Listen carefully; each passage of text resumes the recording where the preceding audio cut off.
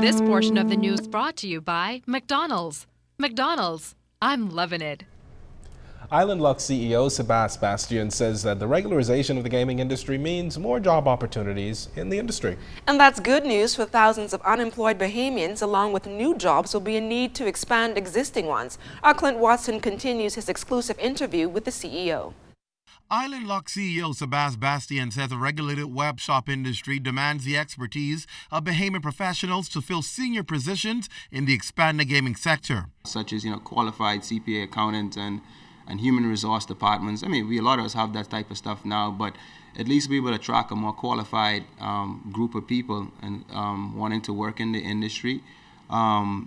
And then on our interactive side, that's always growing. So, IT is always a strong area where we always hire employment. The new legislation will require web shop owners to pay $250 for key employees and $150 for regular employees. That means Island Luck's bill for its staff of $450 will cost more than $70,000 annually. But not an issue for Bastian, who says this is in keeping with what casinos pay now in the industry. If it's too expensive for you, you can't afford the requirements as it relates to gaming, then you shouldn't be in the game. There's reasons for these fees. A lot of these employees have to go through extensive background searches and stuff like that on an annual basis because, your record, what was clean today, may not be clean tomorrow. And so these fees are very necessary. And as long as they're consistent across the board, then the fees are the fees. We have no problems and objections to those. Preparing to meet the regulatory requirements is no issue for Island Luck. He says they're ready, pointing out that they began a KYC Know Your Customer exercise a month ago. The company already operates in 3 other regulated jurisdictions in the Caribbean, although he did not want to disclose where.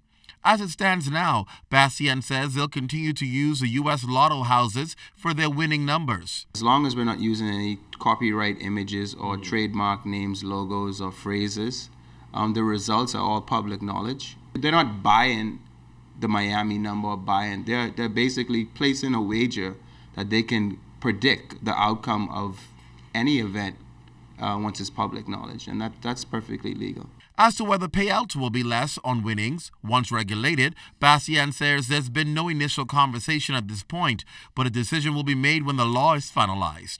I guess once it's passed and we know that everything's written in stone, we can make some responsible business decisions as to what's the rate to payouts. But I think they would, whatever they are, if they were to drop, they would be fair and basically what players are used to. Clint Watson, ZNS Network News. Well, still on gaming, former Bar Association president and attorney for several web shop operators, Wayne Monroe, says his clients are hopeful that an improvement in the Bahamian economy could result in the lowering of the tax rate levied on web shops. This, as Monroe says, his clients view the disparity in the rate of tax on casinos as compared to web shops as discriminatory. We're happy to hear the minister say that this thing isn't set in stone. So if this happens to be killing the industry, they will revisit it, just as the government of the Turks and Caicos did, the British did in the Turks and Caicos. And one of my clients, Mr. Craig Flowers, had personal experience of that and shared it with the consultants. And if things turn around for the country, hopefully soon economically, it can be revisited so that the web shop rate can be adjusted down to the casino rate.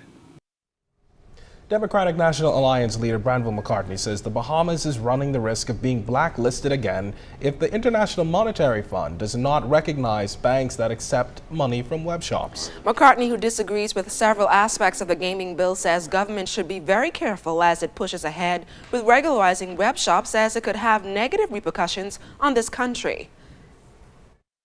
If they get it wrong, and the international financial institutions are not happy with the situation, and we start to accept certain funds from the web shops, we could look at facing blacklisting again. So we are asking the government to confirm to the Bahamian people that once they pass this legislation, that the international financial community is okay with it. Coming up in the Bahamas tonight, today is World Literacy Day. I'm Elsie Munnings. I'll tell you how students at Sadie Curtis Primary celebrated the occasion. I find out how hockey and the Bahamas get mixed up. And are you ready for the big game? Find out more coming up. You're watching the Bahamas Tonight. This portion of the news was brought to you by McDonald's. McDonald's, I'm loving it.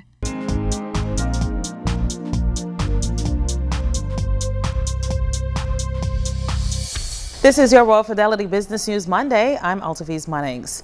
The Ministry of Finance recently updated its value-added tax guide on transitional arrangements on how the law accommodates commercial contracts for the next 2 years. Finance officials state that multi-period contracts that are already in force and continue into 2015 will not have to be rewritten, even though suppliers will still have to account for VAT on such revenues. Now, the updated general guide referenced the assessment 4.5% rate that will be used by small businesses that file half-yearly returns under the flat rate scheme.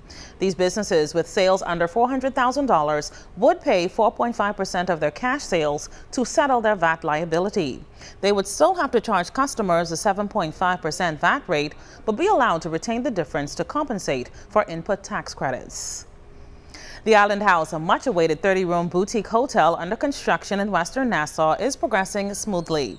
When completed, the Island House will feature 6 rental apartments, 2 restaurants, a cafe, spa, gymnasium, squash and paddle courts, and movement studio for fitness classes.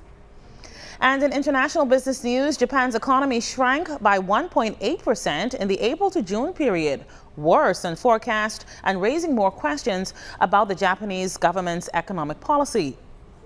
The official data confirmed that the world's third largest economy suffered its sharpest quarterly contraction since the 2011 earthquake disaster. And that's Monday's edition of your Royal Fidelity Business News. I'm Altaviz Munnings.